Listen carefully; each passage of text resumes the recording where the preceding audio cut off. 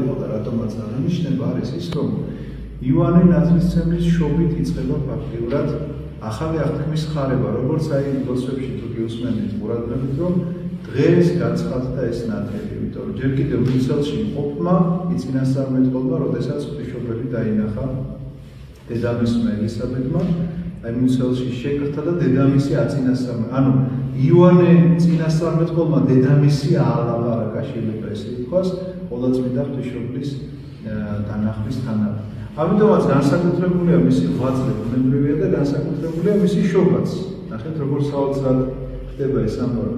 ეხლა მე უნდა მოგიყვეთ, როგორი მშობლები ყავდა მას. ზაქარია იყო ძელი, მაშინ გლობა გადადიოდა მემკვიდრეობით.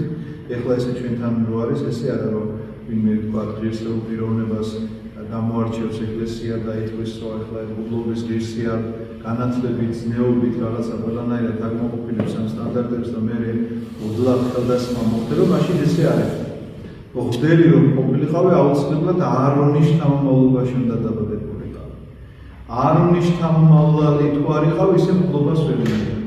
აარონს, ესე იგი, აარონის მამისეულის შთამომავლობა, ზოგადად ლევის შთამომავლობა, იმიტომ რომ ებრაელები ნახე როგორ არიან განაწილებული 12 ძმისგან არის ყველა ებრაელი.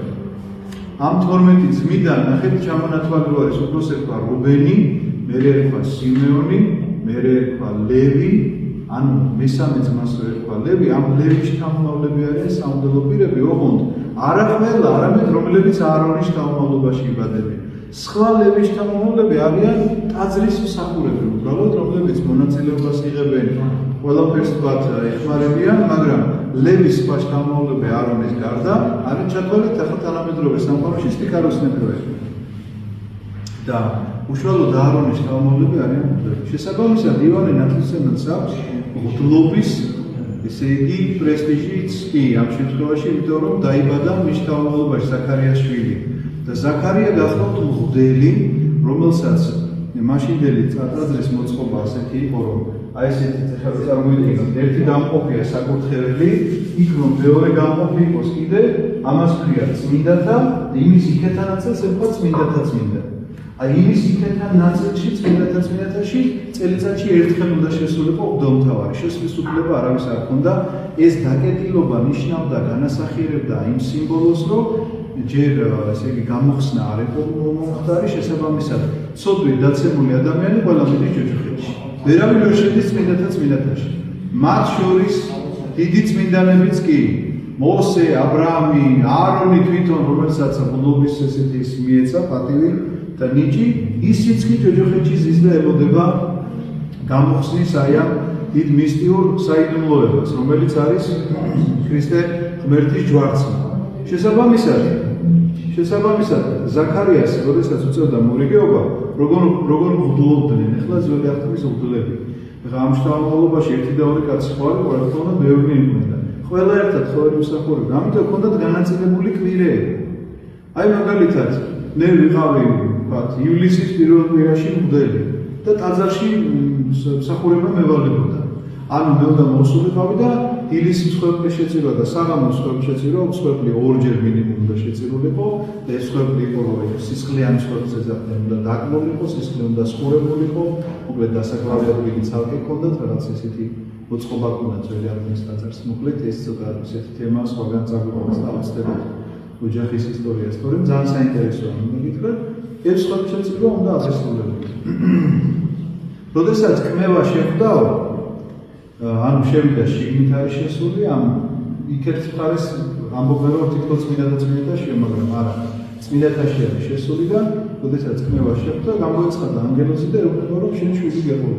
ზაქარია და ელისაბედი არიან მართალი ადამიანები, როგორც სახარებაში წერია, მაგრამ შვილის არ ყოლა, ეს იმას ნიშნავს, რომ ისინი მართლები არ არიან საზოგადოების თვალში. საზოგადოება ასე უყურებს ყველა უშვილო წყვილს. ეხლა მეგობრებით იმ პერიოდს. ეხლა დღევანდელს ეს ასე ხო აღარ არის ხარ იქნება, ახლა რაღაცა შეიძლება შვილი არ ყავდეს და თქვა, ეხლა არ ყავს შვილი, რაღაცა მიზეზი აქვს, ეხლა თქვა ექიმთან წავდნენ და გამოეკვლინა ამ მიზეზს. მაშინ ამ მიზეზს ეხლა ეს ექიმთან შეიძლება ვერ გამოეკვლიათ, მაგრამ შვილი არ ყავს, ესე იგი ცოდვილია. იმიტომ რომ მესიას მხსნელს ელოდება ებრაელი ერი. ამიტომ რომელი ოჯახში და რომელი ქალისგან დაიბადება, ყველას აქვს ამის პოტენციალი. აბსოლუტურად ყველა ქალი, ებრაელი ქალი შეიძლებოდა ყოფილიყო პოტენციური დედა, მესიის, ანუ ხსნელის. შესაბამისად, ქალი, რომელიც იყო უშვილო, პოტენციაშიც კი არ ჰქონდა მას, ესე იგი, მესიასთან მიახლოების საშუალება. დედობრივი მიახლოების ამ შემთხვევაში. აქედან გამომდინარე, ისინი ითვლებოდნენ, რომ ამათმა რაღაცა ისეთი შესწოდეს, რადგან შვილი არ უსწრებდა. თუმცა კი გარეგნული მიზეზი არაფერი არ ჰქონდა, თორე აუცილებლად წამოაძახებდნენ ამას ზაქარიას და იტყოდნენ, რომ აი ამის გამო არ ყავს შენ შვილი, ან ამის გამო არის. მსგავსი არაფერი ზაქარიას ცხოვრობს პატიოსნად არის მოდელი, არის მორწმუნე მოდელი, მინდა გითხრათ. და საიდან ჩანს ეს ახლავე გამიჩნდება და ეცხადება ანგელოზი და რომ შენ გეყოლება შვილი და ზაქარიას ეცინება, რომ აღარ ჩემი შვილია, მე ხო ბებერი ვარ, ჩემი ცოლი კიდევ ბებერია, იმიტომ რომ მამაკაც მოგეხსენებათ, რომ მედი ისაობს ასაკობრივ ენაში და ქალს თუ არა შეიძლება დაეხშოს რაღაცა შვილიერების ისე. ბუნებრივი წესია ასეთი ახლა. პატარებიან წესი არ ახარს და ასე ხდება. მოგეხსენებათ. მამაკაცმა შეიძლება 50 წლისამ მოიყვანოს ცოლი და ქალი 50 წლისა რა გათხოვდა შვილი ყოლოდა. ხოლო მამაკაცს არ აქვს ამის ისე. ამიტომ ქალებმა ალმა ეკრანჭან ხოლმე და მოიცა ჯერუნდალის სწავლობა, მე უნდა ესე იგი ხარისხი დავიწყო და არჩევიან ხოლმე მე ისე. ახლა და ამიტომ უნდა გაითვალისწინონ ეს ამბავი, მამაკაც შეიძლება არ ეჩქარებოდეს. ხალხს ნამდვილად უნდა ეჩქარებოდეს. ეს ახლა გადახრება. მოკლედ ვერ იჯერებს ამას ზაქარია, ამ ვერდაჯერების გამო აი როგორი განსხვავებაა, ნახეთ ზუსტად ესეთივე გამოცხადებაა ღვთისმშობელს. და ზუსტად ესეთივე გამოცხადება გაბრიელ მთავარანგელოზი ეცხადება. ღვთისმშობელს ეუბნება, ღვთისმშობელი გაგორებული დღეს როგორი იქნება, მე ხო მამაკაცი არ ვიცი. ეს აქვს ძალიან მარტივი შეკითხვა, იმიტომ რომ რაღაცას ფიქრობს, რომ რაღაც დავალება უნდა მიიღოს, რომ ვინმეზე უნდა გათხოვდეს, ან რაღაც ესეთი არ იცის როგორი იქნება ეკითხება და ის ეუბნება, რომ სულიც მინდა მოვა შეზე და ანუ ათანხმებს ღვთისმშობელთან ყველაფერს და ღვთისმშობელი იყავ უფლის ნება როგორც არის ისე იყოს ღვთისმშობელი ეუბნება. ზაქარია ეცნებს დავას, რომ როგორ ცოლი ბებერი ყავსო, რანაირად მიგამბა როგორ იქნება და ამიტომ დამუნჯდება ზაქარია. დაადებს მას ანგელოზი ასეთ ეპიდემიას, ვიღაცამ შუქი ჩაბერდა. მალე მორჩები. დაადო ასეთი ეპიდემია, რომ დამუნჯდება ზაქარია.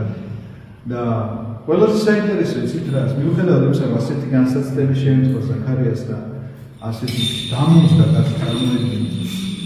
თავისი მსახურება ბოლომდე ჩაატარა, მაინც ასეთი რამ წერია სახარებაში. ანუ ისეთი რამ მოიხილა, მე ხო დამუნჯდა, ვეღარ ლაპარაკობს, ეგ ლაპარაკი არ შეიძლება წყვის დაკლას.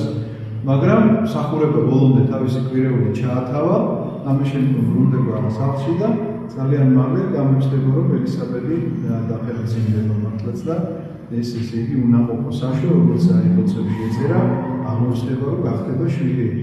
ეხლა რამხელა სიხარული ექნებოდა თან მოხუც ცოლ-ქმარს, თქვენ წარმოგიდგენიათ, რომ შვილი ეყოლებათ და ყოველთვის ასეთი წარმოდგენება, ჩვენც რო შვილი რომ ეყოლება, ამაზე დიდი სიხარული რა არის, მაგრამ ამ სიხარულთან როგორ უხარება ახლავს იცით? ახლავს ის უხარება, რომ ზაქარიას საერთოდ მოკლავენ. ელისაბედს და იოანეს უდაბნოში მოუწევთ გაქცევა და იქ ცხოვრობენ მთელი ცხოვრება.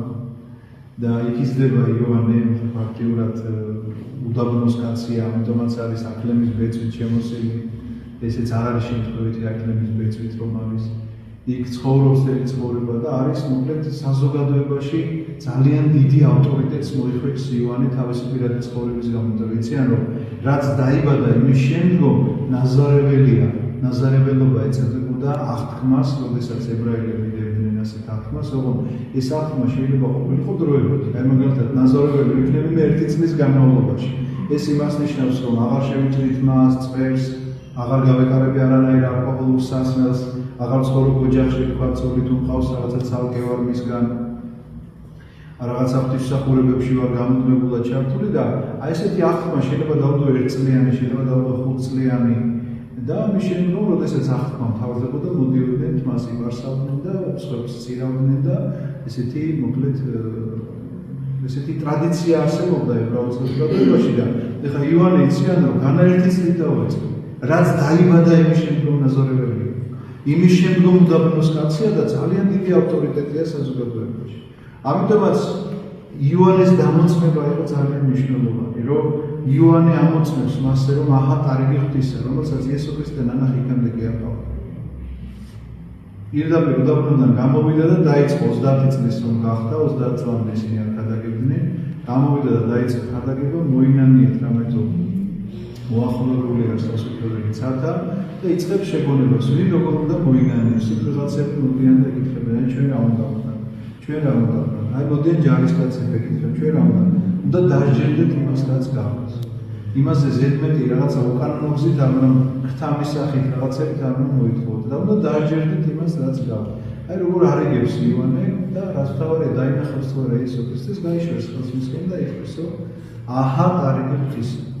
იოანეს სახარებაში წერია პირდაპირ, რომელიც უნდა შეეწეროს ჩვენი წოდებისათვის და მისი მოწაფეები, იოანეს მოწაფეები შემდგომში უკვე ქრისტეს მოწაფეები ხდებიან და აი ეს დამოწმება იყო უმნიშვნელოვანესი, იმიტომ რომ იოანეს რომ არ დაემოწმებინა, ებრაელის საზოგადოება ისედაც ვერ ღებულობდა ქრისტეს და იოანეს დამოწმება რომ არ ყოფილიყო, საერთოდ მიუღებლობა იქნებოდა იესო ქრისტეს, საერთოდ მოსმენაც არ იქნებოდა არანაირი, მაგრამ აი ესეთი ავტორიტეტი, როდესაც ამოწმებს და ამბობს რომ აჰა ტარიგი ღვთისა, ამიტომაც ითვალისწინებენ მის ამ ნათქვამს და მოციქულები პირველი ანდრია, რომელიც იოანეს მოწაფე იყო და იესოსთან გადადის და მიდის თავის ძმას პეტრეს მოიყვანს, იქ იოანე, რომელიც ასევე იოანესთან იყო, ეს შეფარული წერია, სახელი არ არის დასახელებული, მაგრამ ისეთი ვარაუდია, ის თავის ძმას იაკობს მოიყვანს და ასე ნელ-ნელა მოკლედ როგორც მე იმაში წერია ფსალმებში, ყოველსა ქვეყანასა განხდა ხმა იმათი. აბა არის ქვეყანა, სადაც მათი ხმა არ გაისმა და სადაც ახარება არის მისდაზე, სადაც გადაგება არ მიმდინარეობს. ამიტომ ძალიან დიდია მისი ღვაწლი, ძალიან დიდია მისი სიწმინდე.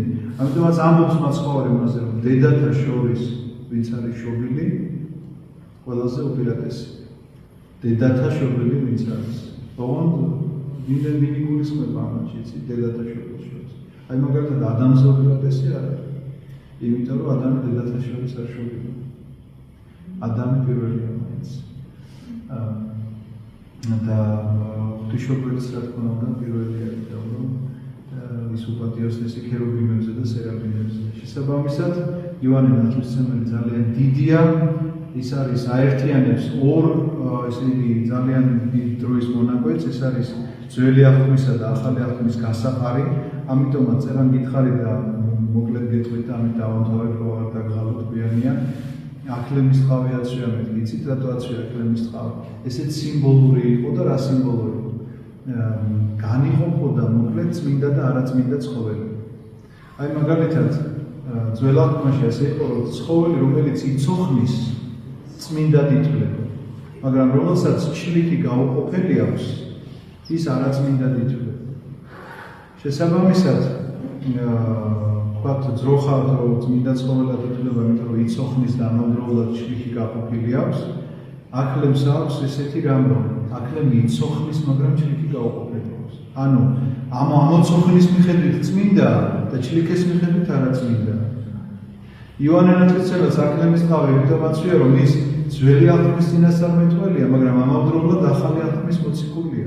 იმიტომ რომ იესო ქრისტეს დამოწმება არის სამოციქულო მსახურება. სწორედ ეს არის განსხვავება ძველსა და ახალ აღთქმაში. რატო ვამბობ ჩვენ, რომ ძველ აღთქმაში იყვნენ წინასწარმეტყველები და ახალ აღთქმაში არიან მოციქულები, იმიტომ რომ ის იყო საწინასწარმეტყველო პერიოდი, რომელიც ემსახურებოდა წინასწარმეტყველი თუ იყავი ემსახურებოდა იმას, რომ ქრისტეს მოსვლის შესახებ იყო ყველა სწავლება, წმინდა წერილის განმარტება იყო თუ რაც იყო, ყველაფერი მიემართებოდა ქრისტეს მოსვლას. მაგრამ ქრისტე რომ მოვიდა, ეხლა წინასწარმეტყველება აღარ არის საჭირო, რა არის საჭირო? ხარება, რომ მოვიდა და მახარებელიც არის ამავდროულად, იმიტომ რომ ეს არის პირველი, რომელიც ამბობს, რომ ეს არის ტარიგი. ამიტომ არის ისიც და არის ისიც. ამიტომაც აცვიანოს აკლემის ტყავი. ამიტომაც მან ეს სიხარული შემოიტანა ჩვენთან პირველად, რომ ქრისტეს შესახებ ეხარებინა და კიდევ სად მოიტანა ეცით ეს სიხარული? ჯოჯოხეთში. რომ მოკვეთეს მას თავი, ჯერჯერობით ქრისტე ხომ არ იყო ჯვარცმული. ჯოჯოხეთი ხომ სამოთხის კარი ხომ არ იყო გაღებული. შესაბამისად იოანეს აწავია ჯოჯოხეთში და ახარა იქ მყოფ წმინდანებს, რომლებიც ელოდებოდნენ ქრისტეს აღდგომას, ანუ იქადაგა ჯერ აქ მე იქადაგა იქ ჯოჯოხეთში რომ მალე იქნებოდა მათი გამოხსნა და აი ესეთი მოციქულიც არის, მახარებელიც არის და წინასწარმეტყველიც არის და ამიტომაც არის ის ესე წოდებული რომ დედათა შორის მასზე დიდი წმინდანი არ არის. შეგვეციოს მისი წმინდა ლოცვა და მისი მეოხებით ინებოს ღმერთმა ჩვენი ქვეყნის გამთნიანება, გაერთიანება და ჩვენი სულების ცხოვრება. ამინ. ახლა თუ გვაზიარებენ, მანამდე ვეზიარებთ.